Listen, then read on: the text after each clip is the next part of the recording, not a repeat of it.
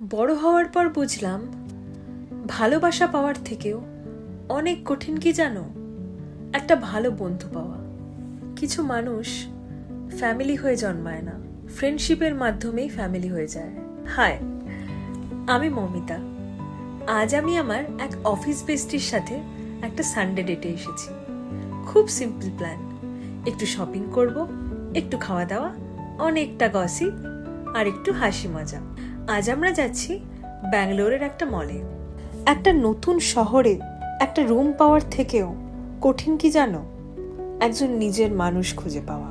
আমার কাছে বন্ধুত্ব মানে এমন একজন মানুষ যার কাছে আমি যে কোনো ফিলিংস শেয়ার করতে পারি, কোনো জাজমেন্ট ছাড়াই। কি ভাবছি, কি ফিল করছি, কোথায় কনফিউজড, কিছুই লুকোতে হয় না। এমন একজন যার সামনে স্ট্রং হওয়ার কোনো অ্যাক্টিংই করতে হয় না, পারফেক্ট হওয়ার কোনো প্রেশারই নেই, জাস্ট নিজের মতো থাকলেই হয়।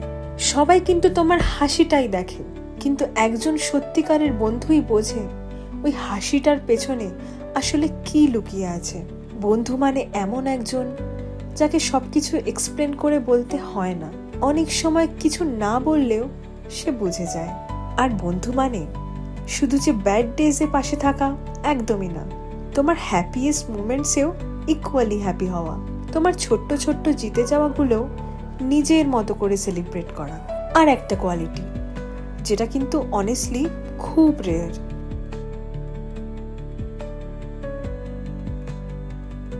কারণ অনেক সময় অ্যাডভাইজার থেকেও একজন গুড লিসেনার মুড কিন্তু অনেক বেশি চিয়ার আপ করে দেয়।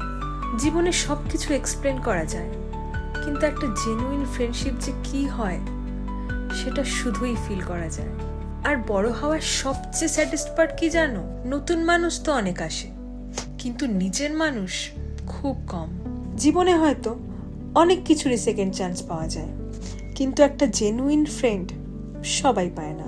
তাই যদি এমন কোনো মানুষ তোমার লাইফে থেকে থাকে, তাকে কিন্তু কখনো টেকেন ফর গ্রান্টেড করো না। আর অনেস্টলি আজকের সানডে ডেটটা শুধু এনজয় করিনি, দারুণ কাটিয়েছি। ভালো বন্ধুত্ব আসলে পাওয়া যায় না, আর্ন করতে হয়। আর একবার পেয়ে গেলে সেটাকে যত্ন করে আগলে রাখতে হয়।